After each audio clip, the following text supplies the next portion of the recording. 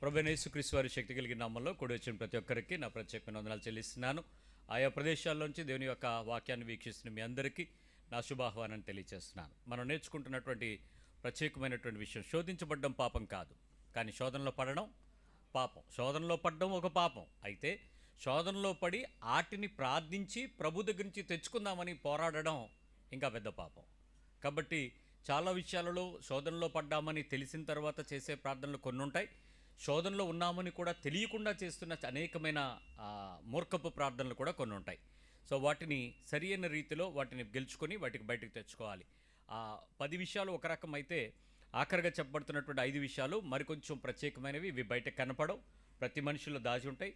వాటిని ప్రోత్సహించుకుంటూ ఉంటాడు, ప్రేమిస్తూ ఉంటాడు, ప్రార్థిస్తూ ఉంటాడు, భక్తిలో గడుపుతూ ఉంటాడు. కానీ అతడి జీవితంలో దేవుని యొక్క తీర్పును తెచ్చుకోవటానికి అవే కారణం అవుతాయి. కాబట్టి నువ్వు మరణించే లోపుగా ఈ అంతరంగ బలహీనతలను సరిచేసుకొని వాటిపై విజయం పొంది ప్రభు కృపను పొంది ఆ సంపూర్ణ దీనత్వాన్ని నువ్వు చూపించుకోగలిగితేనే నీ విశ్వాస జీవితంలో సంపూర్ణతను చూడగలుగుతావు. లేకపోతే అది ఎప్పటికీ కూడా ఆధ్యాత్మికమైన ప్రమాదంలో పడవేస్తాయి. జాగ్రత్త.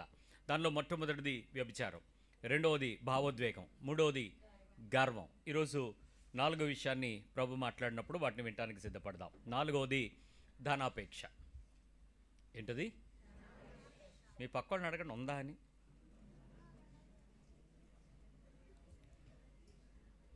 చాలా ఆశ్చర్యమైన సంగతి ఏంటంటే, ఎవడికి ఉండదు. నిజానికి మీలాగే నాకు కూడా ఉంది. నేను కూడా ధనాపేక్షలోనికి అతీతమేం కాదు. అయితే నాకు భూమి మీద అక్కర్లా, అక్కడ కావాలని ఆశ ఉంది. అక్కడ నేను నా ప్రభు యొక్క గొప్ప రాజ్యంలో స్థానం, గొప్ప ఇల్లు, గొప్ప పేరు, గొప్ప స్తంభం, గొప్ప కుర్చీ, గొప్ప పదవి, గొప్ప పలుకుబడి ఆ ప్రదేశంలో. ఎక్కడ? నిత్యత్వంలో. భూమి మీద వేటిని పొందుకోవటానికి మనం విపరీతమైన కాంక్షాపూర్వకంగా ప్రయత్నం చేస్తామో వాటన్నిటికీ భూమి మీద ప్రతిఫలాలు ఉన్నాయి. కానీ నిత్యత్వంలో సంపాదించుకోబోయే వాటికి భూమి మీద ప్రతిఫలాలు లేవు. కాబట్టి వాటి యొక్క ప్రత్యక్షతను గుర్తుపడితేనే ఏ ప్రదేశానికి వెళ్ళి పొందుకోబోతున్నాం అనేది మనకు ఆధారపడి ఉంటుంది. ఆలోచిద్దాం.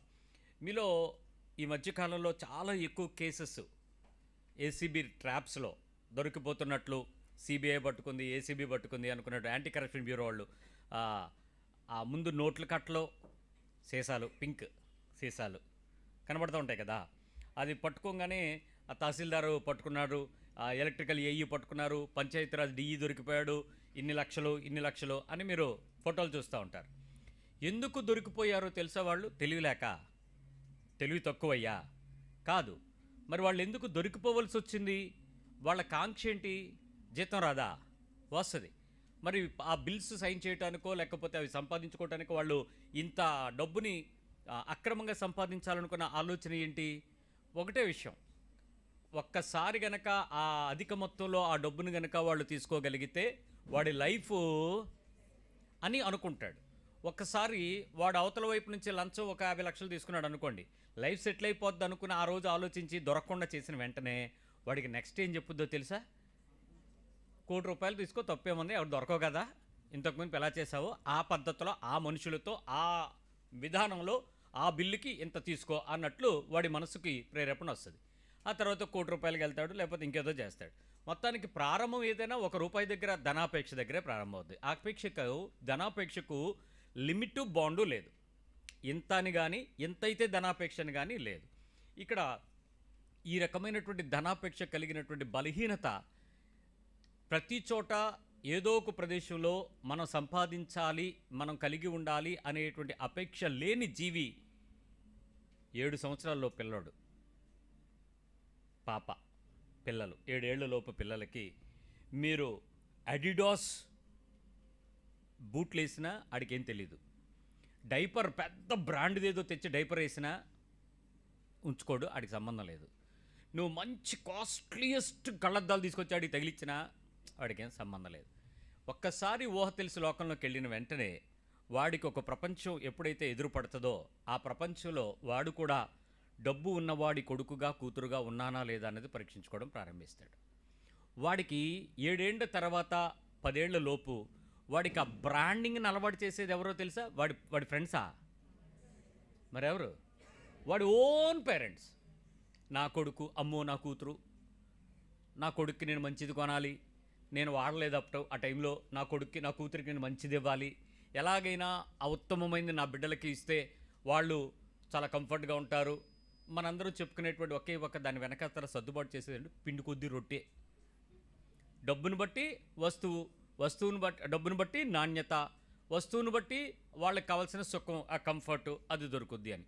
ఈ మధ్యకాలంలో ఒకసారి చెప్పులు కొనాలి అనేటువంటి ఆలోచనతో ఒకసారి షాప్కి వెళ్ళాం. ఆ షాప్లో ఆ చెప్పులు ఖరీదు ఎంత అని అడిగితే 2000 చెప్పాడు.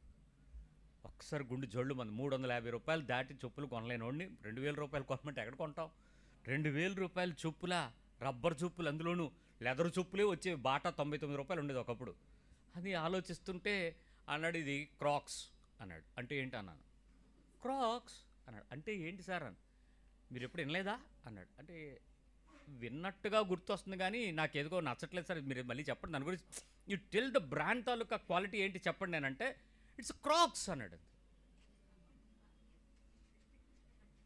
నేను కాసేపు ఆలోచించి ఇది క్రాకా క్రాకా, ఏదో క్రాక్స్ అంటున్నాడు, సరే మంచిది క్రాక్స్ అనుకుని మా రేంజ్ కాదులే బాబు అని చెప్పి బయటకు వచ్చి, మీ రేంజ్ ఎంత చెప్పండి, తక్కువలోనే ఇస్తా అన్నాడు. తక్కువలోనా అని మళ్ళీ వెనక్కి తిరిగి ఎంత అన్నాడు. 1500 అన్నాడు. అది తక్కువేటి, 2000 రూపాయలకి 500 తక్కువ ఇచ్చాడు, అదే డిస్కౌంట్ అని చూపిస్తున్నాడు. మరి నాకు అలా లాభం లేదని చెప్పి మేము బయటకు వచ్చేసాం. నేను అదే విషయాన్ని ఏఐలో what is cracks, can we use it అని అడిగితే వాళ్ళు ఏం చెప్పాడు తెలుసా? అవి వాడినటువంటి పిల్లలు లేక పెద్దవారు ఏ శరీరానికైతే చెప్పులు ధరించి ఎక్కువసేపు ఉంటారో వాళ్ళకి క్యాన్సర్స్ వస్తాయని చెప్పాడు. నేను చెప్పలేదు, మీరు చూసుకోండి. ఎందుకు వస్తాయి అని అంటే దానిలో వాడేటువంటి ఒక ప్లాస్టిక్ పదార్థానికి సంబంధించినది నీ శరీరము ఒక వాహకం. దీని మీద మీరు రాసే ప్రతి కెమికల్ మీ బాడీలోకి ఇంజెక్ట్ అవుతుంది. ఎవ్రీ క్రీమ్ అది డైరెక్ట్గా బ్లడ్లో స్ట్రీమ్ అవుతుంది. దీని మీద మీరు ఎక్కువసేపు ఉంచే ఏదైనా రేడియేట్ అవుతుంది. కాబట్టి వాటితో మీరు జాగ్రత్తగా ఉండాలి అని చెప్పి యుఎస్లో ఆ పర్టికులర్ బ్రాండ్ తాలూకా అవి అవాయిడ్ చేశాడు అన్నది. కానీ నేను చూసిన తర్వాత చాలామందికి అవి వేసుకునేటప్పుడు వాళ్ళు ఎంత గొప్పగా ఫీల్ అవుతున్నారంటే మేము క్రాక్స్ వేసుకున్నాం అని ఫీల్ అవుతున్నారు. వాడికి చెప్పుల దగ్గర ధనం కలిగినటువంటి వ్యక్తిగా కనపరుచుకోవాలని ఒక బ్రాండ్ని ప్రమోట్ చేస్తూ ప్రయత్నం చేయడానికి మనుషులను చూస్తున్నాం. ధన ఆపేక్ష అంటే మీరు అనుకుంటున్నారు డబ్బు మాత్రమే అనుకుంటున్నారా? కాదే, ధనంతో కొనుక్కునే వస్తువుని మీరు కలిగి ఉండాలి అనేది కూడా ధనాపేక్షే. ఎక్కువ డబ్బుతో, ఎక్కువ సంపాదనతో, ఎక్కువ లాభముతో, ఎక్కువ ధనముతో దేనైనా అనుభవించేది కలిగి ఉండి నా శరీరం మీద కనపరచాలి అనుకునే ఆలోచన కూడా ధనాపేక్ష అని బైబిల్ చెప్తుంది. బైబిల్ చెప్తుంది 1 తెస్సలోనిక పత్రిక 2వ అధ్యాయంలో 5వ వచనం ఒక మాట హెచ్చరికగా మనకు చెప్తుంది. 1 Thessalonians 5:2-5 2:5.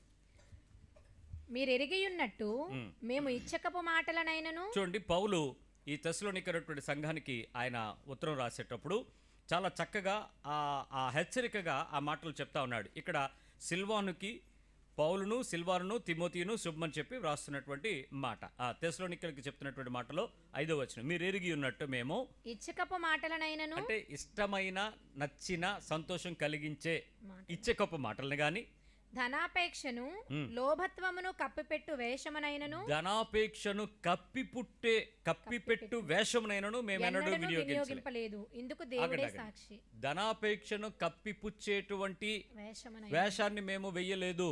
ఒక వ్యక్తిగా, ఒక ఆత్మీయ సేవకుడిగా డబ్బుకు సంబంధించినట్లుగా అపేక్ష, ధనాన్ని ఆపేక్షగా సంపాదించాలి అనేటువంటి తపనను కానీ, డబ్బుని మేము కలిగి ఉండాలనేటువంటి ఆశను కానీ, ధన సంబంధమైన ఏదైనా మాకు వస్తే బాగున్ను, ఇస్తే బాగున్ను, పొందుకుంటే బాగున్ను, కలిగి ఉంటే బాగున్ను, దాచుకుంటే బాగున్ను అనేటువంటి అభిప్రాయాన్ని కానీ మేము ఎప్పుడూ కూడా వేషధారణగా కూడా కనపరచలేదు. అంటే బయటకు ఒకలాగా ఉండి లోపల మాకు అది డిజైర్ ఉంది, బయటకు మాకు అది లేకుండా మేము ప్రవర్తించలేదు అని ఒక నిర్దోషమైనటువంటి పదాన్ని సంఘానికి హెచ్చరికగా రాస్తూ చెప్తున్నాడు.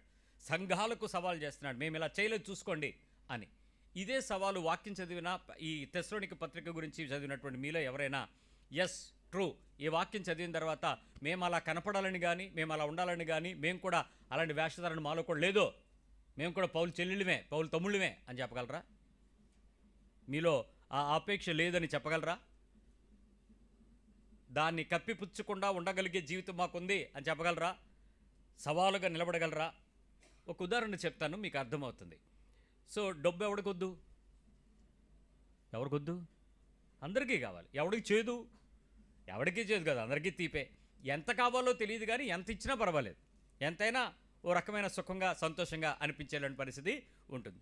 ఒక సేవకుడుగా, ఒక పాస్టర్గా పరిచర్య చేసేటువంటి, ఒక సంఘాన్ని నడిపించేటువంటి ఒక నాయకత్వంలో ఉండి ఏదైనా కార్యక్రమాలకు వెళ్ళేటప్పుడు సేవకునికి ఉండేటువంటి ఒక ఆలోచన, అంటే నేను పాస్టర్ పాయింట్ ఆఫ్ వ్యూలో ఒక విషయం మాట్లాడి ముందుకెళ్తాను. ఏంటంటే ఏం ఆలోచిస్తారంటే, అంటే నా స్థానంలో ఉండేటప్పుడు ఆలోచించేటువంటి విధానం ఎలా ఉంటుందంటే, దేవుని యొక్క వాక్యానికి సంబంధించిన పరిచర్య ఒక ఇంటికి చేసినా, వ్యక్తికి చేసినా, వ్యవహారానికి చేసినా, వివాహానికి చేసినా, శుభకార్యానికి చేసినా, మరణ కార్యానికి జరిగించినప్పటికీ కూడా దానికి తగినటువంటి ప్రతిఫలమైనటువంటి జీతాన్ని ఆ కుటుంబం వారు, ఆ వ్యక్తి, ఆ సేవకునికి ఇచ్చుట దేవుని పేరట గణపరచుటగా భావిస్తారు.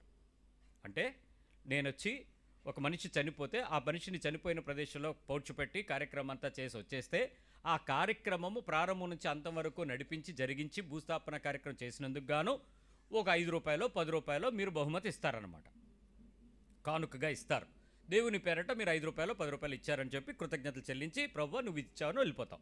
ఓ వివాహం జరిగించారనుకోండి, 2 రూపాయలు 3 రూపాయలు మీరు ఇస్తారనమాట. అందును బట్టి వివాహం జరిగించినందుకు ప్రభువా మీరు 2 రూపాయలు ఇచ్చారు, కృతజ్ఞతలు స్తోత్రాలని దేవుని పేరట ఆనందిస్తాడు. గృహప్రవేశం జరిగించామనుకోండి, గృహప్రతిష్ఠ, మీరు 10 రూపాయో పావలో ఇస్తారనమాట. ప్రభువా వీరు లక్షల రూపాయలు ఇల్లు కట్టుకున్నారు, మాకు 10 రూపాయలు కానుకిచ్చారు, స్తోత్రం వందనాలని చెప్పి కృతజ్ఞతలు చెల్లిస్తామన్నమాట. అట్లాగే ఏదైనా ఇంటికి సంబంధించినటువంటి కార్యక్రమాలు, పిల్లలకి ఏదైనా ఉద్యోగ విధి నిర్వహణ చెప్పి చేస్తే సేవకునికి దేవుని పేరట చెల్లించుట ద్వారా ఆ సేవకుడు సంతోషిస్తాడు, ఆనందిస్తాడు, మరి మిక్కిలి దేవునికి ప్రార్థన చేస్తాడు. ఇది సంఘానికి, ఒక నాయకత్వం కలిగించేటువంటి కాపరికి మధ్యలో ఉండేటువంటి అవినాభావ సంబంధం. ప్రార్థనతో పాటు ఆర్థిక సంబంధం, కొంచెం లావాదేవీలు బాగానే ఉంటాయి. ఇప్పుడు అలాంటి పరిస్థితుల్లో సంఘం అనుకోవటం తప్పేం కాదు, ఇది రెగ్యులర్గా జరిగేటువంటి వ్యవహారం. పాస్టర్గా మేము ఎక్స్పెక్ట్ చేయడం కూడా పావలా 10 రూపాయల నుంచి 10 రూపాయల వరకు తప్పేం లేదు, మేము కూడా ఆలోచిస్తాం. సో కార్యక్రమానికి నేను కూడా పిలువబడ్డాను, వెళ్ళాను. అది నేను వెళ్ళిపోయిన కార్యక్రమం కాదు, నేను పిలిస్తేనే వెళ్ళిన కార్యక్రమం. వాళ్ళు పిలిచారు కాబట్టి మర్యాదగా వెళ్ళాను. వెళ్ళినప్పుడు ఆ కార్యక్రమాన్ని చక్కగా జరిగించాను. ఎక్కడా కూడా ఏ రకమైన ఆశ లేదు, అపేక్ష లేదు, ఆలోచన లేదు. చేయమన్నది ఇచ్చిన బాధ్యతను చక్కగా చేసేసి ప్రభు పక్షంగా చాలా సంతోషంగా కలిగించి నేను వెంటనే బయలుదేరి కారు స్టార్ట్ చేశాను. కారు స్టార్ట్ చేస్తున్నప్పుడు నాతో ఉన్నటువంటి ఇతర సేవకులు, ఇంకెవరో వచ్చినటువంటి సేవకులు వచ్చన్నారు. అదేంటి పాస్టర్ గారు వాళ్ళు ఏమి ఇవ్వకుండా వెళ్ళిపోతున్నారేంటి అన్నాడు. ఏమి ఇవ్వాలి అన్నాను. ఏమి ఇవ్వాలి అని అంటే, అదేంటి సార్ మీరు కార్యక్రమం అంతా మీరే చేశారు, వాక్యం మీరే చెప్పారు, ఆ ప్రతిష్ఠ కార్యక్రమం అంతా మీరు నడిపించారు, దాంతోపాటు ఆ పని చేశారు, మరి చేసినందుకు మీకు వాళ్ళు ఏదో ఒకటి ఇవ్వాలి కదా అన్నాడు. ఏదో ఒకటి ఎందుకు ఇవ్వాలి, వాళ్ళు ఏమి ఇవ్వాలి అని అంటే, భలేవాళ్ళేనండి, అలా ఎలా వెళ్ళిపోతారు, నువ్వు చేయొద్దు, మూతికి చిక్కం పెట్టాలంటే చిక్కం పెట్టచ్చు కదా, పెట్టకూడదు కదా అన్నాడు. మరి నాకైతే అలవాట్లేదు, పర్వాలేదు అని అంటే ఆయన ఏమన్నాడు తెలుసా, కారు టక్కని స్విచ్ ఆఫ్ చేసి నా కారు తాళం ఇలా తీసుకుని మీరు రండి చెప్తాను రండి, మీరు చెప్తాను రండి అని చెప్పి వెళ్ళిపోతున్నాడు. వెళ్తుంటే నేను కూడా కారులో కూర్చుని, ఇదేంటి సార్ తాళం తీసుకెళ్ళిపోతారు, మీరు వెయిట్ చేయండి నేను వెళ్ళిపోతాను, నా పని వారే, మీరు ఏదో వెయిట్ చేయండి అని అంటే, లేదు సార్ వాళ్ళు మీరు వెళ్ళిపోవడం చూడలేదు, చూస్తే వాళ్ళే పరిగెట్టుకు వస్తారు, ఉన్నాడని చెప్పి తీసుకెళ్ళాడు. ఇప్పుడు ధనాపేక్ష ఏంటో తెలుసా, నాకు ఇంటికి వెళ్ళిపోవాలని ఉంది, ఆయనతో పాటు వెళ్ళాలనే ఉంది. అది ఏంటి చెప్పండి, ధనాపేక్ష అంటే ఇప్పుడు వాళ్ళు ₹1 కోటి ఇస్తారా, ఎవరు 1,00,000 ఇస్తారా, ఎవరు, వాళ్ళకి కావాల్సింది కలిగింది ఎంతైతే ఉంటే అంత ఇస్తారు. అందులో 2-3 పాస్టర్లు ఉన్నారు, డివైడెడ్ బై ఆల్ అవుతుంది.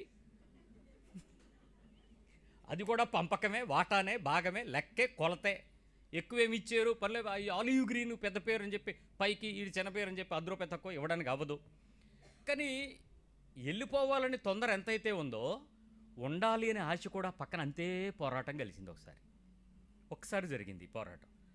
ఫైట్ అవుతుంటే నేనేమో తాళం గురించి అడుగుతాను, ఆయన ఏమంటాడు, ఇస్తాను రండి అని ఆయన వెళ్ళిపోతున్నాడు.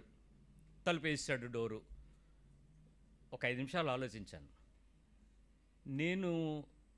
నాకు అక్కర్లేదు, నాకు ఇప్పుడు మీరు నా భావం ఏంటో చెప్తాను, మీరు అర్థం చేసుకోండి నన్ను.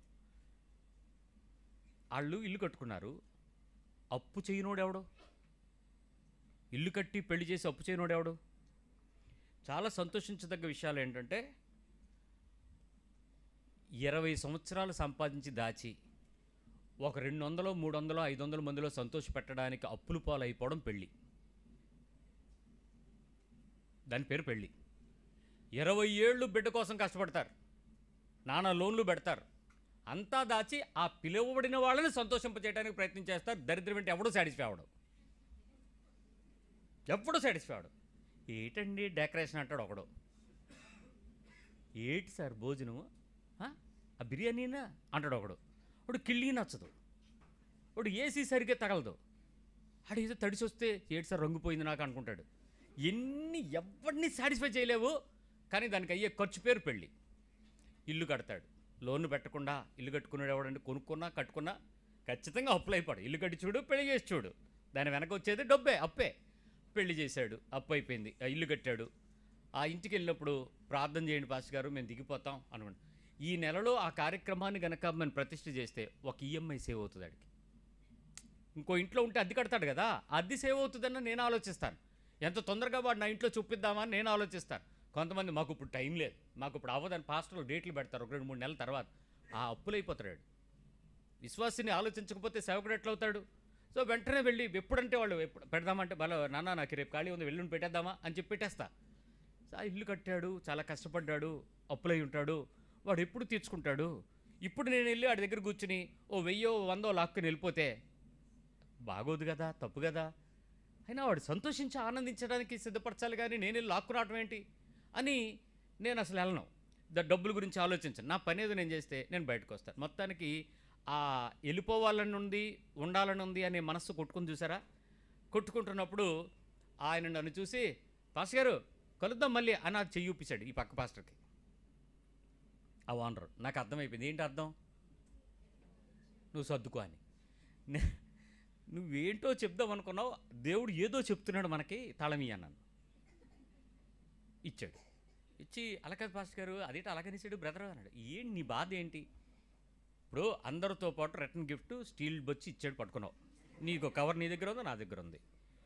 అందరికన్నా చక్కగా నీకు ముందు ప్లేట్ వేసి ఫస్ట్ ప్లేట్ నీకే పెట్టాడు, నువ్వు తిన్నావు.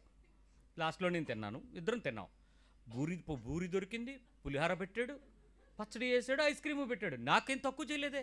నా కడుపు తిండి చూశాడు, నాకు గౌరవంగా సభలో నాయకత్వంగా ఉండి వాక్యం చెప్పమని ఇచ్చాడు. మన మర్యాదలన్నీ దొరికాయి కదా, ఆడిచ్చేదాని గురించి ఎందుకు ఆలోచిస్తున్నారు? పద వెళ్ళిపోదాం పద అన్నాను. అతను వచ్చాడు కానీ కారు ఎక్కి మనస్సులో లేకుండా ఉన్నాడు. నాకు అర్థమైంది ఏంటంటే ఆడు ఓపెన్ అయ్యాడు, నేను ఓపెన్ అవ్వలేదు, అంతే తేడా. అతడు కప్పిపుచ్చలేదు, నేను కప్పిపుచ్చుకున్నాను. ఒక విధంగా కప్పిపుచ్చటం అనే పదాన్ని యథార్థంగా ఎందుకు ఒప్పుకుంటున్నానంటే, కప్పిపుచ్చుకొని వాడిని అయితే దాని గురించి ఆలోచించను, వాడు చెప్పినప్పుడు వెనక్కి వెళ్ళను, వాడితో పోరాడి తాళం తీసుకుని నేను వెళ్ళిపోతా, నువ్వు ఉండిపో నేను వెళ్ళిపోతానని ఇంకేదో ప్రయత్నం చేస్తాను, నా హృదయాన్ని మోసం చేయకుండా చూసుకుంటాను. పౌలు అంత ధైర్యంగా ఆ మాట చెప్పినప్పుడు నేను దొరికిపోయాను ఆ మాట దగ్గర. ఆ రోజు అదే ప్రారంభం, అదే ఆఖరు. మరోసారి ఒక చేతిని కానీ ఒక విలువైన కార్యక్రమం జరిగిస్తే వారి చేతుల వైపు కానీ ఆ ధనాపేక్షను కప్పిపుచ్చే వేషధారణ వేయకుండా, ఆ డబ్బు వైపు చూడకుండా, వాళ్ళు ఇచ్చేదాని కొరకు ఎదురు చూడకుండా, ఇస్తారేమో అని ఆశపడకుండా, ఇస్తారు అనే నమ్మకంగా వెళ్లకుండా, ఏ రోజు దేన్ని చూడకుండా ధనాపేక్షకు చూడకుండా ఉండగలిగేటట్లు ఈ వాక్యం ధైర్యంగా చెప్పగలను. నేను చేస్తాను, నాకుంది ఈ లక్షణం అని. నువ్వెందుకు చెప్పలేకపోతున్నావు? ఎందుకు నీలో ఆ మోసం కలుగుతుంది? ఆ మోసానికి బలహీనంగా ఎందుకు మారిపోతున్నావు? చాలా హెచ్చరికగా బైబిల్ ఒక మాట చెప్తుంది. ఒకసారి చూడండి, 1 సమూయేలు గ్రంథం 8వ అధ్యాయంలో జరిగిన ఒక భయంకరమైన సత్యాన్ని మనం విందాం. 1 Samuel 8. 1 సమూయేలు 8. ఇక్కడ మన ఆత్మీయ నాయకుడైనటువంటి సమూయేలు ముసలివాడైపోయినట్టుంది. సమూయేలు వృద్ధుడైనప్పుడు తన కుమారులకు ఇజ్రాయేలుల మీద న్యాయాధిపతులుగా నియమించాను. తన కుమారులను పెట్టుకున్నాడు, తప్పేం లేదు. అతడు ఆల్రెడీ మంచి పేరు కలిగినటువంటి నాయకుడు కాబట్టి, పిల్లలు కూడా అదే క్రమంలో ఉన్నారు కాబట్టి, అతనే ఉద్యోగం జీతం పొందట్లేదు కాబట్టి ఇజ్రాయేల్ ప్రజలకు వారసత్వ నాయకుడిగా ఉండాలని కోరుకున్నాడు, పెట్టాడు. పెట్టిన తర్వాత అతని జ్యేష్ఠ కుమారుని పేరు యోవేలు, రెండవ వాని పేరు అబియా. పేర్లు లేనోళ్ళు బైబిల్లో చాలా గొప్పగా ఉన్నారు, పేర్లు ఉన్నోళ్ళు గొప్ప భయంకరమైన విషయాలు కూడా రాసున్నారు. వీరు బెర్షెబాలో న్యాయాధిపతులుగా ఉండరి. అతని కుమారులు అతని ప్రవర్తనను అనుసరింపక ధనాపేక్షులై లంచములు పుచ్చుకొని న్యాయమును త్రిప్పివేయక. సామ్యుయేలు ఏమైతే చేయలేదో పిల్లలు అవి చేశారు. శామ్యూయల్ దేని కొరకు ఎదురు చూడలేదు. ఆ పిల్లలు ఎవరెవరు? ఇద్దరు పిల్లల పేర్లు రాశారు, యోవేలు, అబియా. వీళ్ళిద్దరూ కూడా ఆ పనులు చేశారు. ధనాపేక్షులై డబ్బు సంపాదించాలనే ఆశ కలిగినటువంటి ఒక ప్రధాన నాయకత్వం డబ్బు వైపు వెళ్ళింది అని చెప్తున్నారు. మీరు వింటున్నారు ఈరోజు ఆఖరి రోజుల్లో ఇదొక బలహీనమైన పరీక్ష. మీరు మంత్రులుగా ఉన్నవారి దగ్గరికి వెళ్ళి మీరు ఏదైనా ఒక పని చెప్పండి, మా వాటా ఎంత అని అడుగుతున్నారు. ఏదైనా పని జరిగించుకోవాలనుకుంటే ఏ పోర్ట్ఫోలియోలో ఉన్నా, ఏ మినిస్ట్రీ అయినా, ఏ పరిస్థితుల్లో అయినా అది స్టేటా సెంట్రల్ అని చూడక్కర్లేదు. కానీ అధికారికంగా ఉన్నటువంటి నాయకులు మాకు వాటా ఇస్తేనే మేము ఈ పని చేస్తాం, మేము ఈ ఫైల్ నడుపుతాం అనేటట్లు ఖచ్చితంగా చెప్తున్నారు, కరాఖండిగా చెప్తున్నారు. ఎంత సిస్టమేటిక్గా మనం డాక్యుమెంటేషన్ ఇచ్చినా, అన్నీ ఆన్లైన్ చేస్తున్నా ఒకవైపు ఆఖరి నిమిషం దగ్గరికి వెళ్ళేటోడికి మేము అందరికీ ఇవ్వాలి, మాకు ఇవ్వండి అని చేతులు చేస్తున్నారు. ఎవరూ మాట్లాడలేకపోతున్నాం. ఇస్తేనే పని అవుతుంది అనుకుంటే మన ప్రాజెక్ట్లో ఇచ్చే వాటాను కూడా కలుపుకుని ప్రాజెక్ట్ పెట్టుకోవాల్సి వస్తుంది. ధనాపేక్షలు అయిపోయారు.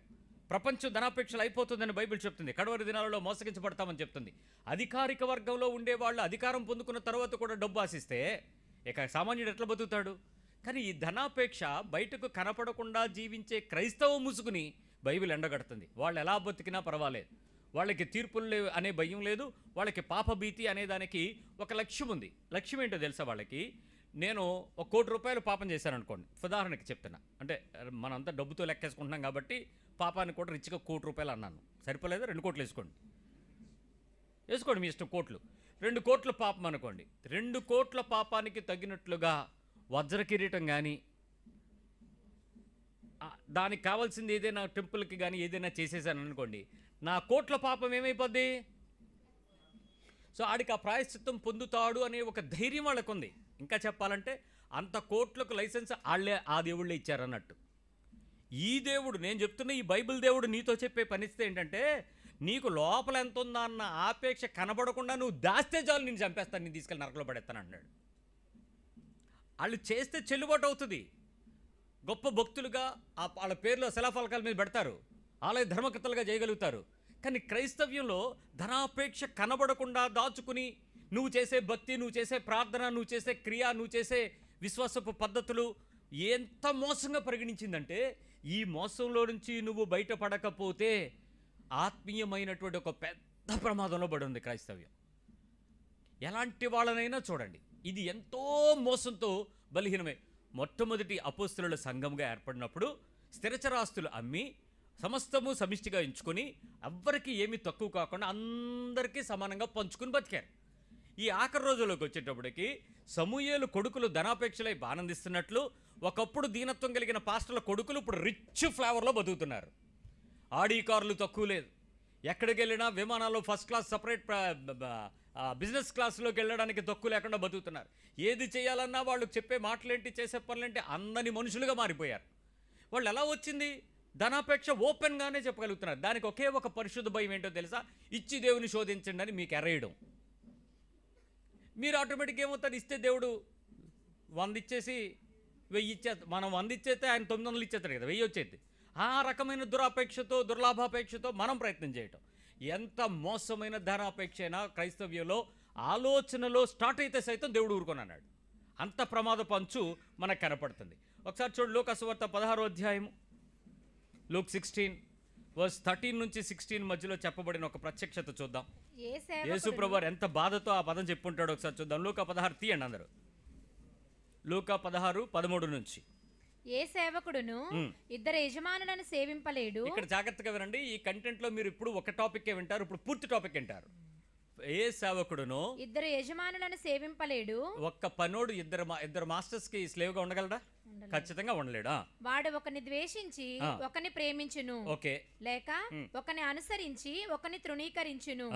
మీరు దేవునిని సిరిని సేవింపలేరని చెప్పాను. యేసు ప్రభువు ఏం చెప్పారు? ఇద్దరికి మీరు ఒక సేవకుడిగా ఉండలేరు, ఇద్దరిని మీరు సేవించలేరు, ఇద్దరిని ఒకేసారి మీరు ఆరాధించలేరు అని చెప్పి. ఎవరా ఇద్దరు?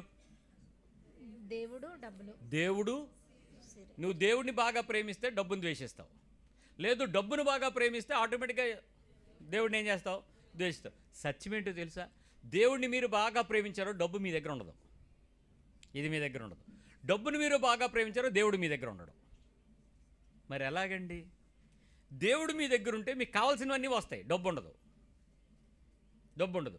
దేవుని కొరకు నువ్వు 100 రెట్లు కోల్పోయావు అనుకో, అప్పుడు డబ్బు వస్తుంది 100 రెట్లు. 100 రెట్లు కోల్పోకుండా నీ దగ్గర డబ్బు ఒకటేమైనా వచ్చింది అని అంటే అది ప్రమాదం, నిన్ను మించుతానికి వచ్చింది, నిన్ను మింగేస్తుంది డబ్బు. 100 రెట్లు నువ్వు కోల్పోయావు అనుకోండి, ప్రభు నామ నిమిత్తం కానీ, సువార్త నిమిత్తం కానీ, దేవుని రాజ్యం నిమిత్తం కానీ, అప్పుడు నీకేమొస్తాయి భూమి మీద? యెహమందు 100 రెట్లు వస్తాయి. ఈ కోల్పోకుండా మాత్రం రావు. అక్కడ నీ ఉద్యోగం కోల్పోవాల్సి ఉంటుంది, నీ భార్యను కోల్పోవాల్సి ఉంటుంది, నీ కుటుంబాన్ని కోల్పోవాల్సి ఉంటుంది, నీ బంధువులను కోల్పోవాల్సి ఉంటుంది, నీ ఇల్లు, నీ ఆస్తి, నీ ఆరోగ్యం. ఇక నీకంటూ ఏమైనా ఉందంటే నీకు బైబిలు, ఆ సంఖలో ఆ బైబిలు తప్ప ఇంకేముండదు. ఆ స్థితిలోకి వెళ్ళిపోయాక నీకు 100 రెట్లు వచ్చేస్తాయి. ఆ రకంగా దేవుడు ఇవ్వాలనుకుంటాడు. కానీ మధ్యలో ఏదైనా మన నడమంత్రం సిరి తగిలిందంటే, అంటే ధనవంతుడైన వాడు సంఘంకి వస్తే నడమంత్రం సిరి అంటే, మంచి డబ్బులున్న వాళ్ళు నీ సంఘంలో చేరితే నడమంత్రం సిరి అంటారు దాన్ని. ఇంకా అక్కడి నుంచి పాస్టర్ గారు రింగ్ మారిపోద్ది, మొత్తం సంఘం పరిస్థితి అంతా మారిపోద్ది. నీ ఇల్లు మారదు చూసుకో, నువ్వు ఎప్పుడో పాకలోనే ఉంటావు, మా బిల్డింగ్లు మారిపోతాయి. అది ఎక్కడి నుంచి వస్తుందంటే నడమంత్రపు సిరి, దేవుడు ఇచ్చింది కాదు, మధ్యలో దూరింది. అది నిన్ను అలాగే నాశనం చేస్తుంది, జాగ్రత్త. సరే, వాస్తవానికి వచ్చేద్దాం. ఇప్పుడు దేవుని యొక్క మాట చెప్తుంది, ధనవంతుడైనటువంటి వ్యక్తిగా ధనాన్ని కానీ, సిరిని కానీ, అదే డబ్బుని కానీ, దేవుని కానీ మీరు ఇద్దరిని సేవించలేరు అని చెప్పాడు. తర్వాత వచ్చిన చూడండి ఆశ్చర్యమైన విషయం 14. అపేక్షగల పరిసయ్యులు ఈ మాటలన్నీ విని ఆయనను అపహసించుచుండగా ఏమన్నారు వాళ్ళు?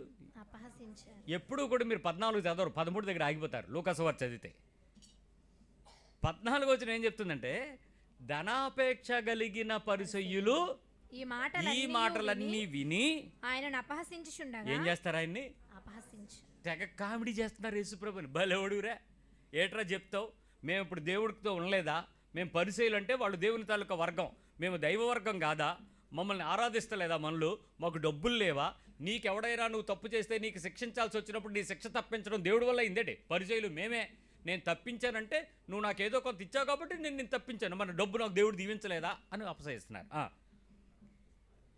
ఆయన మీరు మనుషుల ఎదుట నీతిమంతులను అనిపించుకుని వారు కానీ దేవుడు మీ హృదయములను ఎరుగును. దేవుడు మీ హృదయములను ఎరుగును. మనుషుల దగ్గర మీరు నీతిగా కనపడుతూ డబ్బుని ధనాపేక్షను దాచుకుంటున్నారు, కానీ మనుషులలో ఘనముగా ఎంచుకునేది దేవుని దృష్టికి అసహ్యము. ఏంటి మనుషులలో ఘనంగా ఎంచుకునేది చెప్పండి? ఇప్పుడు నీతివంతులుగా ఉండడమా, ధనవంతులుగా ఉండడమా? మనుషులు గొప్పగా ఎంచుకునేది ఏంటి?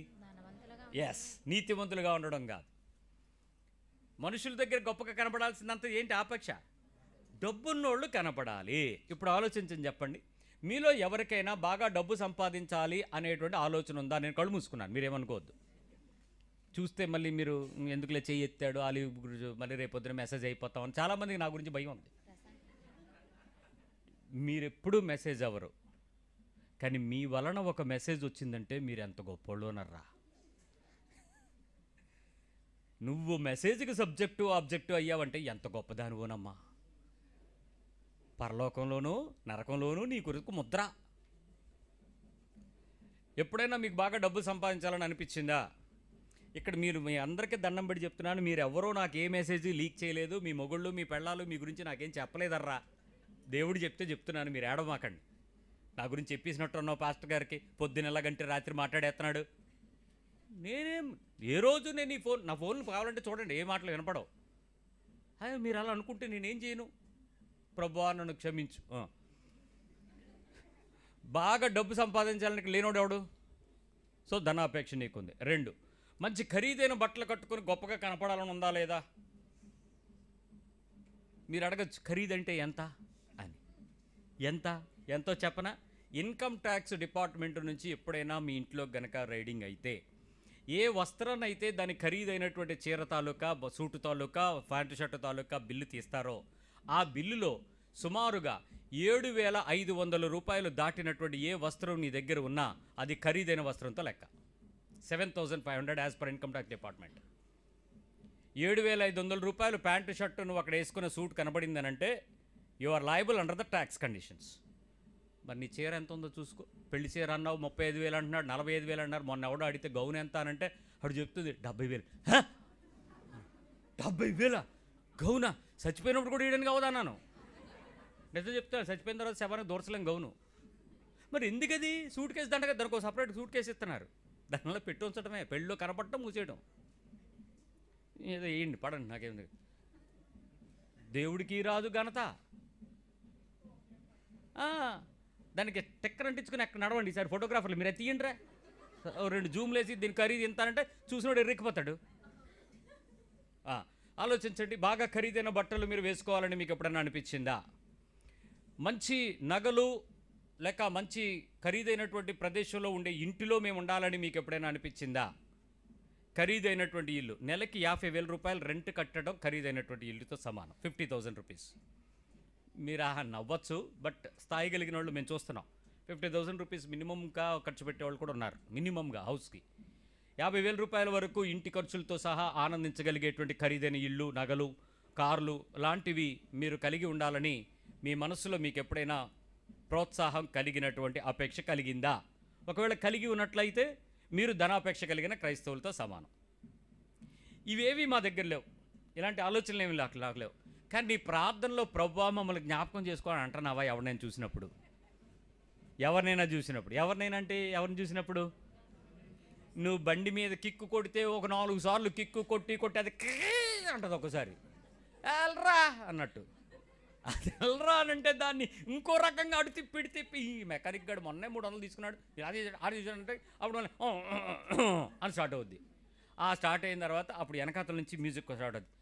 డొక్కు బండి వేసుకుని ఎప్పుడు చూసినా దీని మీదే తిప్పుతాను, ఎప్పుడు చూసినా మన బతుకులు ఇంతే. 2 సౌండ్లు, బండి సౌండు, సీటు సౌండ్.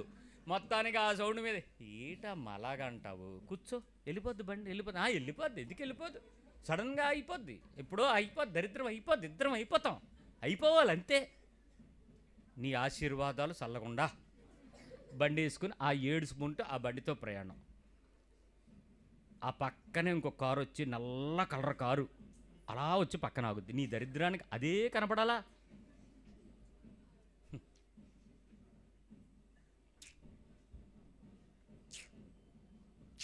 దానికి బోల్డ్ అర్థాలు ఉన్నాయి. అంటే ఏంటన్న అర్థం? అంటే దాని దగ్గుకు అర్థం ఏంటి? డొక్కు బండితోని పక్కన చూడు కారు అంటే నువ్వు చూపించే కారు ఏ i10 ఏ మారుతి కారు, ఏదో చిన్న సైజు కారు అయితే నీ ఆస్తి అమ్మినా కానీ దానికి పెయింట్ వేయలేము. అలాంటి కారును చూపిస్తే నువ్వు దగ్గితే తుమ్మితే ఏంటైపోతాడు? ధనాపేక్ష అంటే ఆ కారు కొనాలని కాదు, నీ దగ్గర ఉన్నదాన్ని చూసి ఏడవడం. కలిగి ఉన్నదాని యందు నువ్వు ఆనందించలేక ఎప్పుడైతే మూలిగిందో మనసు, అది ధనాపేక్ష అని బైబిల్ చెప్తుంది. చూపిస్తాను వచనం, కంగారు పడకండి.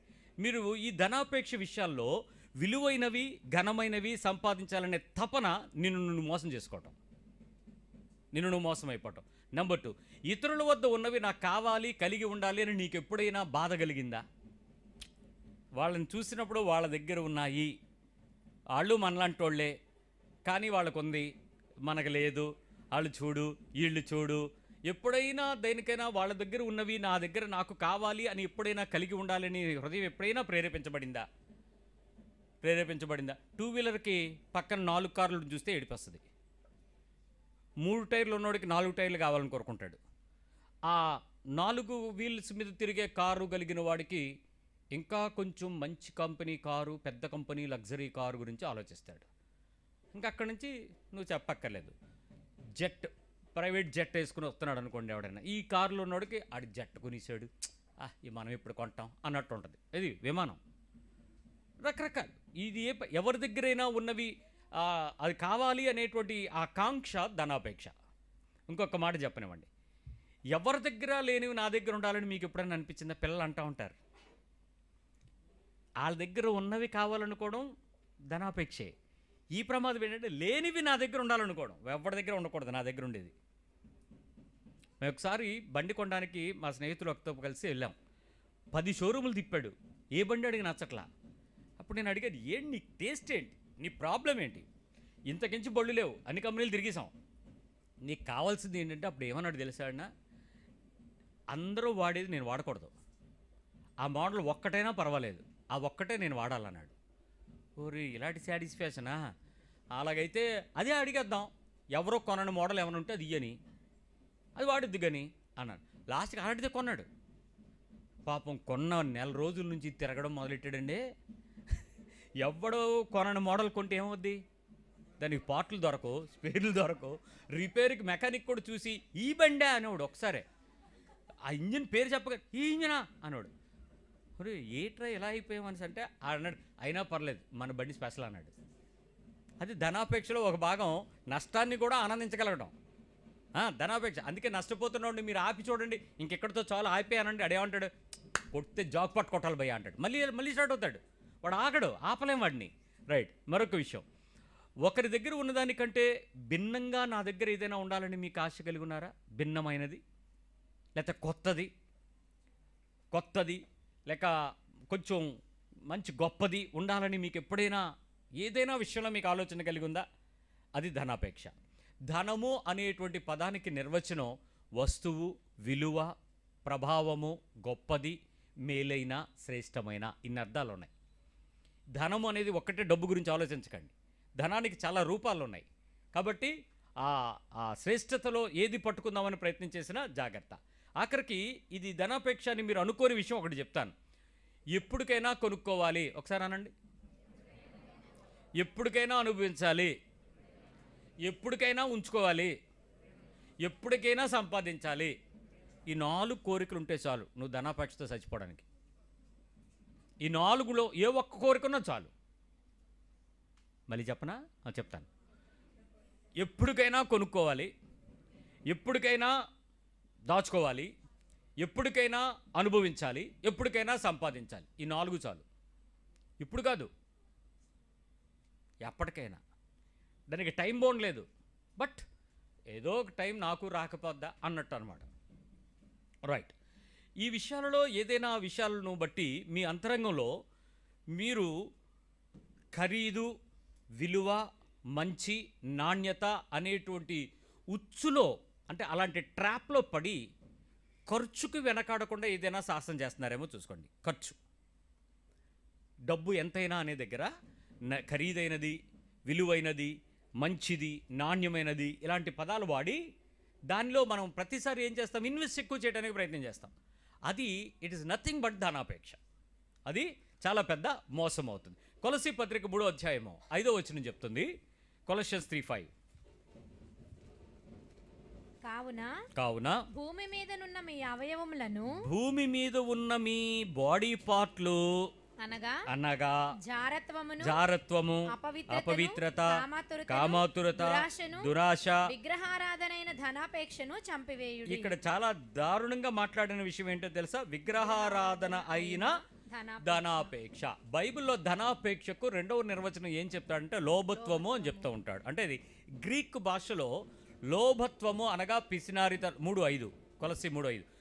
లోభత్వము అనేటువంటి పదానికి ధైర్యపు వచనం, ధనాపేక్ష అనే పదానికి నిర్వచనం లోభత్వం ఎందుకు చెప్తాడంటే, ఒకే పదానికి 2 అర్థాలు ఉంటాయి గ్రీకులో, 3-4 అర్థాలు కూడా ఉంటాయి. ఒకటి పాజిటివ్ ఎనర్జీగా ఉండేటువంటిది, దాని నెగిటివ్గా ఉండేది. అంటే ఎక్కువ సంపాదించడం, ఎక్కువ దాచుకోవటం, పిసినారితనం కలిగి ఉండడం, ఎక్కువ లాభాన్ని సంపాదించడం. 2 లోభత్వమే, 2 విగ్రహారాధనే, 2 ధనాపేక్షే. అందుకే 2 పదాలు నిర్వచనంగా కింద లోభత్వం ఉంటుంది, పైన ధనాపేక్ష అంటాడు. అందుకని గ్రీడ్ ఆఫ్ మనీ అంటే ఎక్కువ సంపాదించుకుందామని చేసేటువంటి తపన, ఎక్కువ దాచేసుకుందాం, ఎక్కువ సంపాదించి నుంచేసుకుందాం అనేటువంటి పిసినారితనం. ఈ 2 కూడా ప్రమాదమైన పరిచయం. ఇప్పుడు ఆలోచించండి, మీ మనస్సులో ఎక్కడైనా, ఏ పరిస్థితుల్లోనైనా, ఏ విషయాల్లోనైనా ఈ వచనం చెప్తున్నట్టు మీ అవయవాలు అయినటువంటి అని పదం వాడాడు. విగ్రహారాధన అనే పదం వాడుతూ మీ 3వ వచనం మీ భూమి మీద ఉన్న మీ అవయవాలు అన్నాడు. అవయవాలు అంటే ఏంటి? మీ బాడీలో పార్ట్స్. మీ బాడీలో ఒక పార్ట్గా ధనాపేక్ష ఉంటుంది. మీ శరీరంలో ఒక ఇన్బిల్ట్గా ఉండేటువంటి అవయవం ఎలా అయితే ఉండిపోతుందో, మీ కన్ను ఎలాగో, ముక్కు ఎలాగో, నోరు ఎలాగో, కాలు ఎలాగో, చెయ్యి ఎలాగో, కడుపులో కిడ్నీ ఎలాగో, అంతరంగంలో అలాగే ఒక పార్ట్గా ధనాపేక్ష ఉంటుందంట. అంటే ఏంటి? సొసైటీతో పాటు పెరిగే మీరు కమ్యూనిటీలో జరిగే దేనిని బట్టి అయినా, ఏ పరిస్థితిని బట్టి అయినా మీకు తెలియకుండానే మీ అవయవం పెరుగుతున్నట్లు ధనాపేక్ష పెరుగుద్ది. ఇది ప్రమాదం. మీ లివింగ్ స్టాండర్డ్ ఎప్పుడు కూడా పెరుగుతూనే ఉంటుంది. కావాలంటే చూడండి, ఒకప్పుడు మీరు ఉండేటప్పుడు చిన్న పెంకిటిల్లు, లేకపోతే కమ్మలిల్లు, చిన్న ఒక పోర్షన్ డాబా, ఒక బెడ్రూమ్ ఉంటే గొప్ప విషయం. బెడ్రూమ్ అనే ఆలోచన లేదు. ఒక చిన్న వరండా, చిన్న గది, తర్వాత వంటగది. ఒకప్పుడు రైలు పెట్టి 3 గదులే, ఆ తర్వాత 4 గదులు వచ్చాయి, ఆ తర్వాత పక్క సైడ్ బెడ్రూమ్లు వచ్చాయి. లివింగ్ స్టైల్ ఏమవుతుంది? డూప్లెక్స్ హౌస్ దగ్గరికి వచ్చింది. ఇప్పుడు మంచి అపార్ట్మెంట్ కట్టుకుంటున్నాం, విల్లాలోకి వెళ్ళిపోతున్నాం, బంగ్లాలోకి మారిపోతున్నాం, నెంబర్ ఆఫ్ హౌసెస్ పెరుగుతున్న కొద్దీ మనకి ఇది ఏముంది అని అంటే ఏంటోనండి, ప్లేస్ సరిపోవట్లేదా 5 గదుల నుండి ప్లేస్ సరిపోవడం ఏంటి? ప్రాబ్లం అదే, మీకు అర్థం కాదు. మాకు ఆ విషయం తర్వాత అర్థమైంది.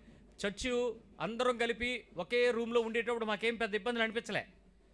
దేవుని కృపను బట్టి, పరిస్థితులన్నిటిని బట్టి అవసరాలు పెరిగినాయి, పిల్లలు పెరుగుతున్నారు, వర్షాలు పెరిగిపోతున్నాయి, తడిచిపోతున్నారు. వాళ్ళందరికీ కొంచెం ఉండడానికి కావాల్సిన విశాలంగా కట్టాలని ప్రార్థన చేసి ప్రభు ఇచ్చినటువంటి కన్నీటికి ప్రతిఫలంగా ఓ షెడ్ వచ్చింది. షెడ్ వచ్చిన తర్వాత మాకేం అవసరం వచ్చింది తెలుసా? స్టోర్ రూమ్ అవసరం వచ్చింది. ముందు మాకు రాలే. ఇప్పుడు ఎక్కడ పెట్టాలి అని అంటే దానికి ఒక మళ్ళీ గోడ కట్టి దానికి ఒక గది పెంచాం. ఆ గది పెంచిన తర్వాత ఇంకొక ఫ్లోర్ వేయాల్సి వచ్చింది. ఇవన్నీ వేసిన తర్వాత ఇప్పటికీ మాకు ప్రాబ్లం, బిల్డింగ్ అంతా బోల్డ్ ప్లేస్ ఉంది, అయినా మాకు ఒక రూము కొరత ఇప్పుడు కనపడతానే ఉంటుంది. ఇంకోటి వేస్తే బాగున్ను, ఇంకోటి కడితే బాగుండు. మీ ఇంట్లో కూడా అంతే, ఎంత స్టోర్ రూమ్ ఉన్నా నిండిపోయిన తర్వాత మళ్ళీ ఏమవుతుంది, ఇంకో గది ఉంటే బాగుండు అనిపిస్తుంది. కొరత విగ్రహారాధన లేక శరీర అవయవాల్లాగా నీడు ఆ పరిస్థితిని బట్టి పెరుగుతూ ఉంటుంది. నీ లైఫ్ స్టాండర్డ్ పెరుగుతూ ఉంటుంది, పరిస్థితులు పెరుగుతూ ఉంటాయి. ఒకప్పుడు మీరు రోడ్డు మీద బట్టలు కొనుక్కున్నాం, కానీ ఇప్పుడు షాప్లోకి వెళ్ళి కొనుక్కుంటున్నాం, ఇప్పుడు ఆన్లైన్లో కొంటున్నాం, బ్రాండ్లోకి వెళ్ళి కొనుక్కుంటున్నాం.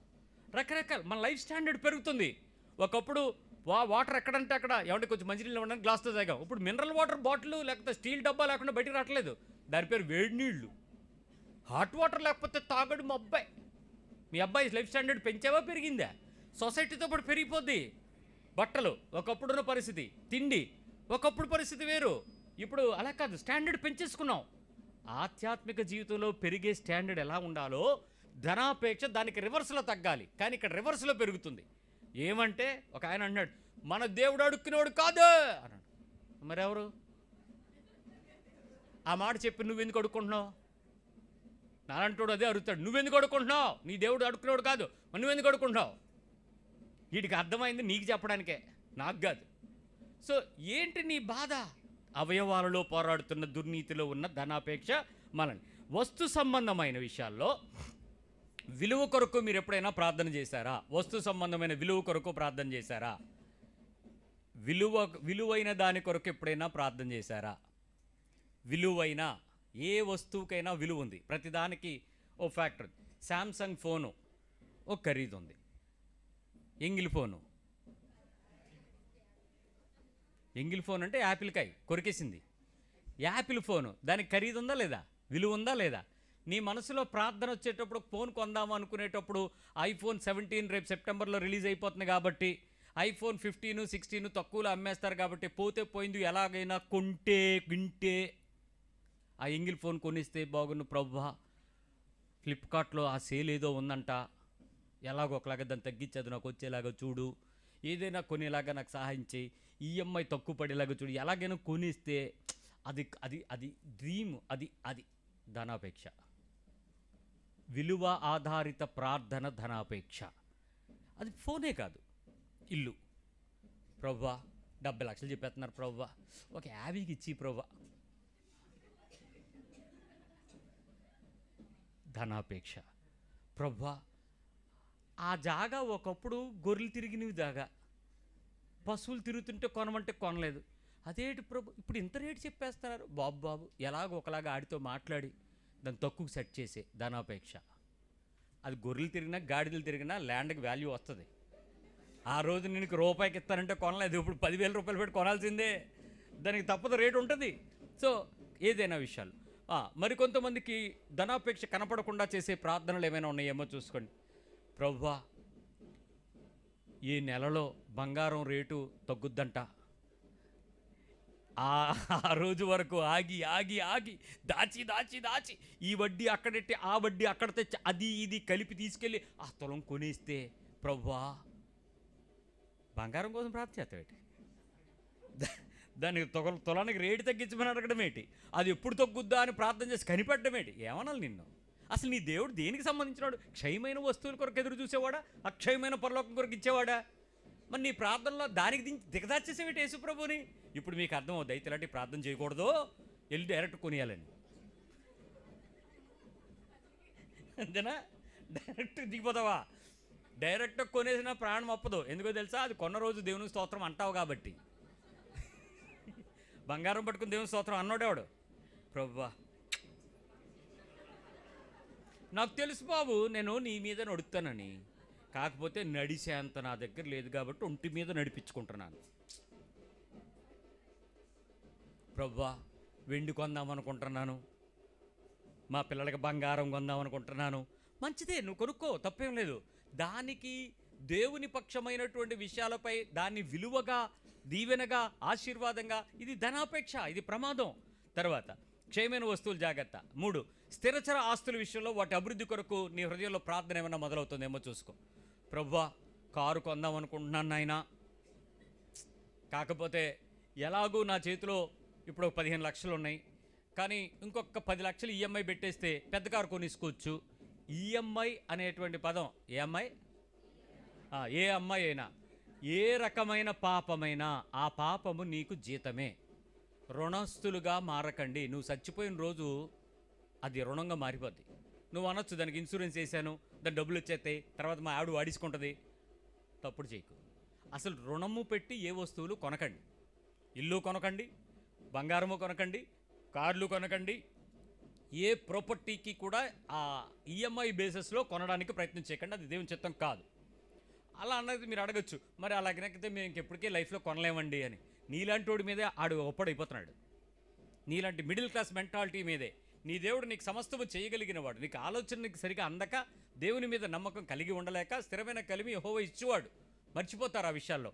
రైట్, జాగ్రత్త. స్థిరచర ఆస్తుల విషయంలో వాటి అభివృద్ధికి మీరు ప్రార్థన చేస్తున్నట్లయితే అది దేవుని మీద మీ అవయవాలలో పోరాడుతున్నటువంటి చెడ్డ నీతి, దాని యందు మీరు నష్టపోతారు. తరువాత అంతస్తుకు తగిన అలంకరణల కొరకు ఖర్చులు జరిపే ప్రార్థనలు దేవుని నీతి కాదు. అంతస్తుకు తగిన, ఖరీదుకు తగినటువంటి వస్తువుల కొరకైనటువంటి ప్రార్థనలు. మీరు సింగిల్ బెడ్రూమ్ అనేటువంటి ఇంట్లోకి మీరు వెళ్ళారనుకోండి, మీకు కావాల్సింది ఒక కుర్చీ, 2 కుర్చీలు, చిన్న మంచం పడుకోవడానికి. అంతకన్నా సోఫా సెట్ వేయడానికి పట్టదు కదా. డబుల్ బెడ్రూమ్లోకి వెళ్ళంగానే ఫస్ట్ రావాల్సింది ఏది? Sofa set. దానికి కొంచెం 3 కుర్చీలు, మరో పక్క 2 కుర్చీలు వేసుకోవడానికి. ఇంకొంచెం త్రిబుల్ బెడ్రూమ్లోకి వెళ్ళామనుకోండి, ఇంకో డబుల్ కాట్ మంచం, పరుపు కావాలి. ఇంక ఇల్లు పెరిగే కొద్దీ వస్తువులు ఏమవ్వాలి? ఇంప్రూవ్ అవుతాయి, పెంచుకోవాలి, తప్పని పరిస్థితి. వాటిని ఎంతెంత అన్నదానికి హద్దు లేదు, నింపాలి. ఆ ప్లేస్ నింపకపోతే వచ్చిన వాళ్ళని, ఏంటండి ఇంత ఖాళీగా ఉంది, డబ్బు అడిస్తాడా? ఓ డైలాగ్ ఇచ్చిపోతాడు. ఆ తర్వాత అప్పు ఎవడది? నువ్వు వెళ్ళంగానే అక్కడ ఒకడు ఉంటాడండి, మా స్వామి ప్రపంచానికి నడిచి సైకిల్ మీద ఎక్కుతున్నవాడిని బండి మీద ఎక్కించినోడు బజాజ్ బండి, సైకిల్ మీద ఉన్నవాడిని బండి మీద ఎక్కించాడు. ఇప్పుడు నిన్ను అప్పుల పాలు చేసినాడు బజాజ్ ఫైనాన్స్ వాడే. ఏ దుకాణంకి వెళ్ళండి ఆడు ఉంటాడు జీరో ఫైనాన్స్ అని. ఒక్కసారి లోన్ తీసుకో, ప్రపంచంలో నిన్ను బయటికి పోనివ్వడాడు. అది అయ్యేలోపు ఫోన్ చేస్తాడు, సార్ మీకు ఇంతకుముందు టీవీ కొన్నారు, అది అయిపోయింది, వాషింగ్ మిషన్ ఇచ్చిమంటారా? అప్పుడు నీకు అనిపిస్తుంది, లోన్ ఎలాగూ పోయింది కదా, ఇది ఎలాగూ తగ్గిపోతుంది, అది వచ్చేస్తుంది, ఏముందలే, సరే కానిచ్చాయి, వచ్చే సంతకం పెట్టాయి, ఇంటికి మిషన్ తెచ్చాయి. వెంటనే అది అవుతుంది అనేటప్పటికి ఆడు ఫోన్ చేస్తాడు, సార్ ఇంతకుముందు ఎప్పుడో కొన్నారు టీవీ, ఇప్పుడు అయిపోయి ఉంటుంది, ఎల్ఈడి కొంటారా? జీరో ఫైనాన్సే. జీరో ఫైనాన్సు, ప్రాసెసింగ్ ఛార్జీలు, మీరు బయటకు వచ్చేటప్పటికి వస్తువు ఖరీదు ఎంత పెరుగుద్దో తెలుసా మీకు? తెలియని మోసంలో ఇరుక్కుపోతున్నారని మీకు అర్థం కావాలి. జాగ్రత్త. ధనాపేక్ష, స్థిరచర వస్తువుల విషయంలో వాటి అభివృద్ధి కొరకు ప్రార్థన చేయటం, అంతస్తుకు తగ్గ అలంకరణలు ఖర్చు పెట్టే ప్రార్థన చేయటం, సామాన్యమైనటువంటి జీవన శైలిలో నుంచి ఆశ్చర్యపరిచే జీవన శైలి కొరకు ప్రార్థన చేయట, ధనాపేక్ష. స్టాండర్డ్ లివింగ్ స్టైల్లో నుంచి ఒక్కసారిగా దాని మీదకి వెళ్ళేటువంటి పరిస్థితి. ఏమండి, ఆధార్ కార్డులు అందరూ పర్సులు తెచ్చుకున్నారా?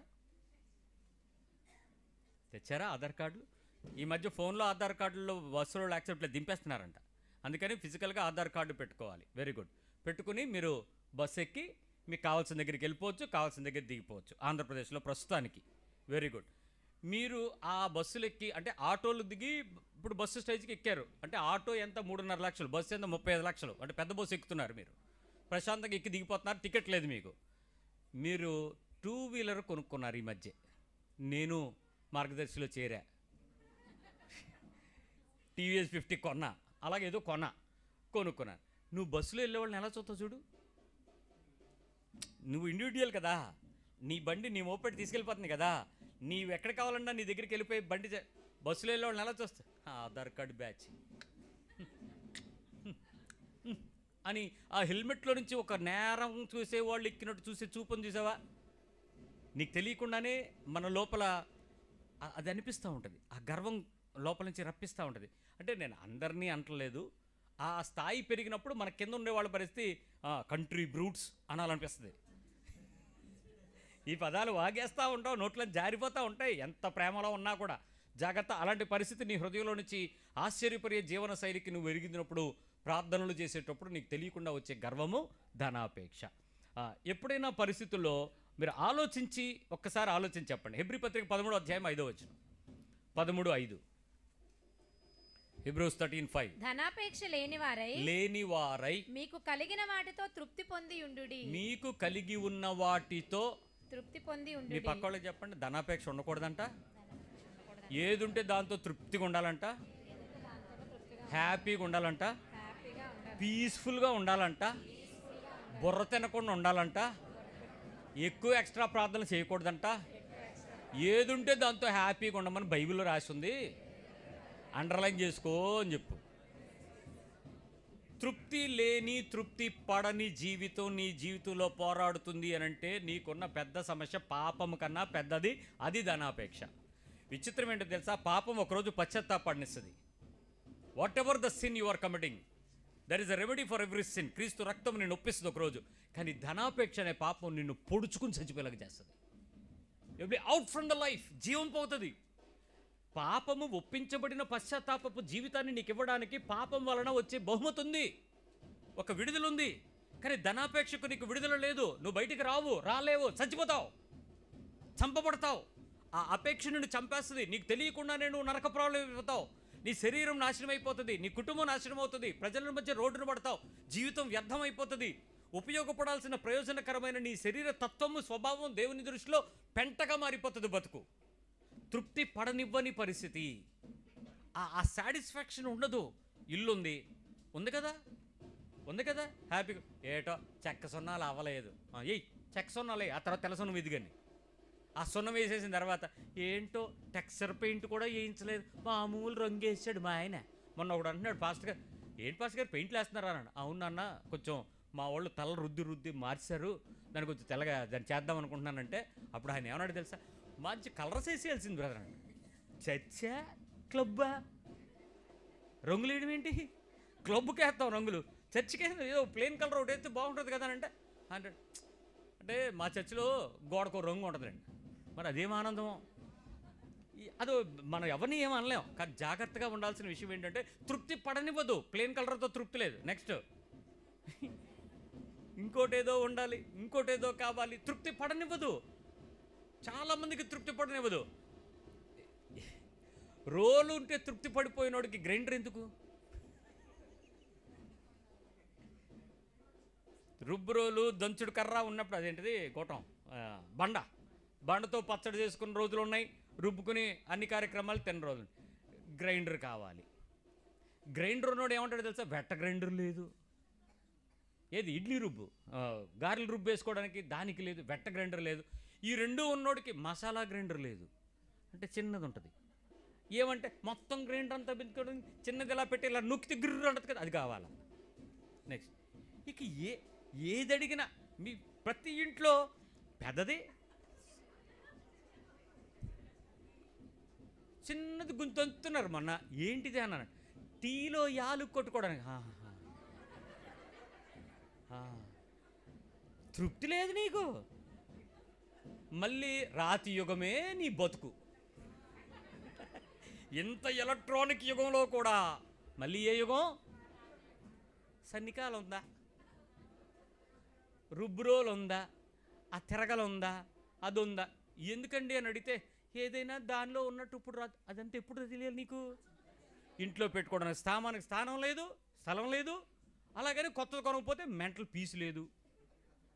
కారులో వెళ్తుంటే దాని వైపు చూసుకుంటూ ఉండిపోవడం, బండి మీద వెళ్తాను ఆపండి. ట్రాఫిక్ నువ్వు ఆపితే వెనకాల 10 మంది వస్తారు. ఏమంటే అది వెళ్ళిపోతున్నాడు బడి వెళ్ళిపోని, నీకు కావాల్సినప్పుడు వస్తుంది. తృప్తి లేదు. ఆ రాత్రి నిద్ర లేదు. ఏంటి సంగతి అంటే కొనలేదు, వెళ్ళిపోయింది, ఈ రూట్లోనే వెళ్ళాడు. వెళ్ళడా ఆడ అమ్ముకునేవాడు వెళ్తాడు. నీకెందుకు తృప్తి లేదు? వస్తుపరమైనటువంటి అతృప్తి పడని దురాశ కలిగిన జీవితం. ఇంకా ప్రమాదకరమైన విషయం ఏంటంటే మనుషుల జీవితాలలో ఓర్వలేని వ్యసనం అటండి ధనాపేక్ష ఫలం. ఓర్చుకోలేని వ్యసనం. మామూలు ఫ్రిడ్జ్ ప్రమాదం ఏం కాదు. ఒక డోర్ తీయగానే పైనేమో డీ ఫ్రిడ్జ్ ఉంటుంది, కిందనేమో మామూలుగా ఒక 5-6 డోర్కి ఏమో వాటర్ బాటిల్స్ ఇవన్నీ ఉంటాయి. ఆడెవడో వచ్చి పైన ఒక డోరు కింద ఒక డోర్ పెట్టాడు. దాన్ని ఏమంటారు? Double door fridge. Double door. Haier అనే కంపెనీ వాడు వచ్చి 3 డోర్లు పెట్టాడు. ఎందుకమ్మా నువ్వు పైకి ఎక్కి తీసుకోవడం, కిందనే పెడతాను డీ ఫ్రిడ్జ్ అన్నాడు కింద. ఇప్పుడు అందరికీ బాధ ఏంటో తెలుసా? పక్క పక్కన బీరువాళ్ళు, ఇటో డోరు. ఇదంతా డీపు, ఇదంతా పచ్చి పదార్థాలు. నువ్వు అంత చల్లగా ఉన్నావా? నీ ఫ్రిడ్జ్ ఎంత ఉంది? అంత చల్లగా ఉన్నావా? వేడెక్కిపోతున్నావు రోజు. సాటిస్ఫాక్షన్ లేదు. ఫ్రిడ్జ్లోనేమో ఎన్ని పదార్థాలు ఉన్నాయో. హ్యాపీగా ఏమీ లేకుండా ఈ రోజంతా ఫ్రిడ్జ్ ఖాళీ చేస్తే 4 రోజులు సరిపడే సామాను ఉంటాయి ఇంట్లో. కానీ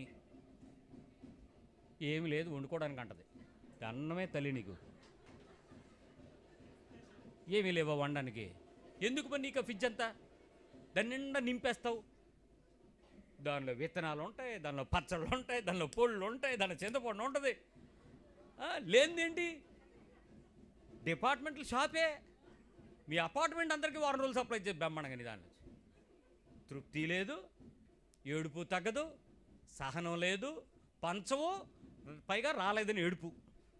అదేదో రాలేదని వారవలేనితనం. వాళ్ళ ఇంట్లో చూడు ఎంత పెద్ద ఉందో. ఏంటి బాధ? ధనాపేక్ష, ఓర్వలేనితనం. వాళ్ళు కొనిసారా? మీకు దేవుడు ఇచ్చేస్తాడులేండి. వాళ్ళకి దేవుడు ఇస్తే నీకెందుకు ఏడుపు? నాకు ఇవ్వలేదు. ఆడేదో కింద మీద పడ్డాడో, కష్టపడ్డాడో, అప్పులయ్యాడో, ఏదో పాపం చేశాడో, ఏదో పరిశుద్ధ బతికాడో, ఏదో దేవుడు ఇచ్చాడు. నీకెందుకు లేనితనాన్ని చూసి ఓర్వలేవు? ధనాపేక్ష. ఇది ఒప్పుకోలేకపోయిన సత్యం ప్రియులరా. ప్రార్థనలు ఎక్కువైపోతున్నాయి. విపరీతమైన ప్రార్థనలు చేసేస్తే నీ జీవితంలో ఇది ధనాపేక్ష లేని తృప్తి కనుక రాకపోతే ఎంతో ప్రమాదం అని చెప్తుంది ఈ మోసం. జాగ్రత్త. మరొక విషయం, స్వీయ వేదన. ఒకసారి ఆ పదం బాగుంది చూడండి. స్వీయ వేదన అంటే ఏంటి? సొంతంగా వేదన పడిపోవడం. అంటే ఏంటంటే విపరీతమైనటువంటి స్వీయ వేదన, అధికారిక నిందారోపణ చేసుకోవడం. నా దరిద్రం, నా రాత, అది రాత, నా రాత, ఆ ఆదాముగాడు ఉన్నాడు, ఇంతే మా బతుకులు, ఎప్పుడు చూసినా ఇంతే, మేము ఎలాగ ఉండడమే, మాకేమీ రాదు, మాకేమీ కలిసి రాదు, వాళ్ళందరికీ ఇచ్చేస్తాడు దేవుడు. అదేటో స్వీయ నింద, స్వీయ అపరాధ భావం, విపరీతంగా మనిషి నిందించుకొని స్వీయ వేదన తెచ్చుకోవటం. విపరీతమైన వేదన, తెలియని దుఃఖం, తెలియని బాధ. మొన్న ప్రార్థన చేయమని ప్రదేశంలోకి వెళ్తే ఇల్లు ప్రతిష్ఠ చేస్తున్నారు. నేను అన్నాను ప్రార్థన చేద్దామని చెప్పేసి నేను ఒక ఆయన్ని పిలిచి, బ్రదరు ప్రార్థన చేయండి అని అంటే, పాస్టర్ గారు మీరు చేసుకోండి అన్నాడు. నేను అంత కోపంగా అన్నాడా? అంత సీరియస్గా మీరు చేసుకోండి అంటాడా? అలా అంటాడు అనుకోలేదు నేను, అనుకోలేదు. అయితే విషయం ఏంటంటే మెట్లు ఎక్కేంత వరకు బాగానే ఉన్నాడు మైండ్. మెట్లు ఎక్కిన తర్వాత మైండ్ మారిపోయాయి. అంటే ఆ బెడ్రూమ్లు, ఆ స్ట్రక్చరు అదంతా చూడంగానే మనిషికి లోపల గుండెకే పట్టేసింది. పట్టేసి మీరు ప్రార్థన అంటే రావట్లేదంట మాట, అందుకని మీరు చేసుకోండి అన్నాడు. ఒకసారి కళ్ళు తెరిచి చూశాను. చూసేటోడికి ఇంకా కళ్ళు చింతనుప్పులాగా బగ్బలు ఆడిపోతున్నాయి. రక్తం చిమ్మిసింది, కళ్ళలో చిమ్మిసింది, బొక్కలు ఎర్రగైపోయాయి, చెవులు రెడ్డగైపోయాయి, ఎంటుకలు లెగిసిపోతున్నాయి. ఇంకా ఐస్ వాటర్ ఇవ్వండి అడిగి ప్రార్థన చేశాను. కిందకు వచ్చేటోడు భుజం మీద చేశాను. వేడిగా ఉంది, షర్ట్ మీద నుంచి వేడిగా ఉంది. ఎండ కాదు, ఒళ్ళు చాలా వేడిగా ఉంది. అప్పుడు అర్థమైంది, ఆడి పాపాన్ని దేవుడు కూడా తీయలేడు. ఎవరైనా సంపాదించుకుంటే, ఎవరైనా కలిగి ఉంటే, ఎవరైనా అనుభవిస్తే చూసి ఓర్వలేని నీ కళ్ళు నీ వ్యక్తిగత ధనాపేక్ష యొక్క నాశనానికి నువ్వు ఎంచుకుంటున్న స్వీయ వేదన. ఎవడు తీర్చుతాడండి నీ వేదన? ఎవడు తగ్గించగలడు చెప్పండి? మీ ఆయన చేయడు, మీ అమ్మ నాన్న అసలు తయారవు. పరలోకం నుంచి ముద్ర ఏమైనా పడతాయా? పడతాయి ఒకరోజు. ఆ దాని నాశనం అవ్వకుండా కాపాడుకో చాలు. అక్కడ ఇంకొక మాట చెప్తాను. మీలో చాలామందికి పిసినారితనము మరియు దోబరా చేసే ఖర్చు కూడా పాపమే. ధనాపేక్షలో 2 భాగాలు. అందుకే లోభత్వము మరియు ధనాపేక్ష 2 కలిపి చెప్తాడు. దాచేసుకోవటం, ఇవ్వకపోవటం, బిగబట్టడం, పంచకపోవటం, ఇచ్చుకోలేకపోవటం ఒక నేరం అయితే, అది లేదు అని బాధపడి వస్తే ఇచ్చేదాన్ని, ఉంటే పంచేదాన్ని, నాకుంటే నేను ఇవ్వకుండా ఉంటానా అంటే ఏంటి? ఎవరిని నిందిస్తావు? దేవుడు ఇవ్వలేదని దేవుడి మీద. ఈ రెండు నిందారోపణలు మంచివి కావు. ఒక్క విషయం చూడండి, లోకాసువార్త 12:15 Luke 12:15. మరియు ఆయన వారితో, మీరు ఏ విధమైన లోభమునకు ఎడమియ్యక, ఏ విధమైన దురాశ కలిగించే లాభానికి లోభానికి ఎడమివ్వక జాగ్రత్త పడుడి. ఒకని కలిమి విస్తరించుట, ఇది అండర్లైన్. ఒకని దగ్గర ఉన్నటువంటి డబ్బులు విస్తరించటం, కలిమి విస్తరించటం వాని జీవమునకు మూలము కాదు అని. వాని జీవమునకు మూలము కాదు. నీ ఇంట్లో ఏది పెరిగినా, నీ స్థితి పెరిగినా, స్థాయి పెరిగినా, ఉద్యోగం పెరిగినా, ఆదాయం పెరిగినా, రాబడి పెరిగినా, వచ్చుబడి పెరిగినా, పొలములు పెరిగినా, స్థలములు పెరిగినా, ఇంటి చుట్టూ ఆస్తులు పెరిగిన, బంగారం పెరిగిన, వెండి పెరిగిన, కలిమి విస్తరించుట ఈ జీవమునకు మూలము కాదు. లైఫ్ ప్రమాణం పెరగచ్చేమో కానీ క్రీస్తులో ఉండే లైఫ్కి మాత్రం ధనవంతుడు దేవుని రాజ్యంలోకి వెళ్ళడనే భయం, జాగ్రత్త. ఇది జీవమునకు మూలం కాదు. అవన్నీ కలిగి ఉండనివ్వండి, అవేవి నీ ప్రాణాన్ని రక్షించవు కదా, నీ ప్రాణానికి కాపాడు కదా. కాబట్టి ఆ టైంలో దానికి అన్నీ ఉండి తృప్తిగా ఉండి ఏమీ లేనట్లుగా బతకండి అంతే. సో అది నాకు లేదు అనే భావం కానీ, అయ్యో నాకు ఇవ్వలేదనే బాధ కానీ, నాకు రావాలనే కోరిక కానీ, నాకు ఇవ్వు ప్రభు అనే ఆశ కానీ, వాళ్ళకుంది ఎప్పటికైనా మనకనేటువంటి కోరిక కానీ మీ హృదయంలో లేకుండా చూసుకోండి. జాగ్రత్త పడాల్సిన విషయం ఏంటో తెలుసా? మీ లైఫ్లో మీరు అనుభవించలేనివి మీ పిల్లల ద్వారా మీరు అనుభవించాలనే కోరిక, మీరు పాపము చేసి దేవుని తీర్పును తప్పించుకోలేని పాపంలోకి వస్తారు. ఈ మాట చాలా జాగ్రత్తగా వినండి.